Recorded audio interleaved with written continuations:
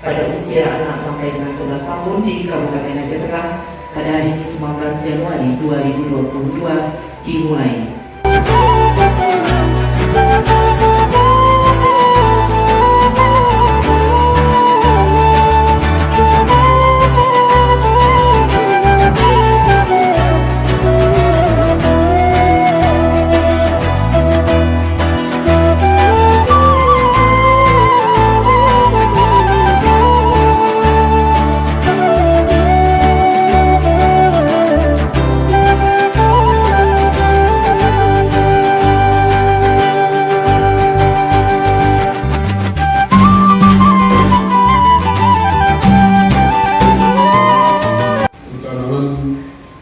Vaksinasi COVID-19 bagi anak usia 6-11 tahun di Kabupaten Aceh Tengah.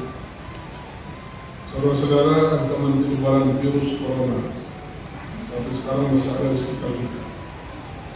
Di sekitar medis penanganan infeksi COVID-19 di Aceh Tengah sudah berjalan cukup baik.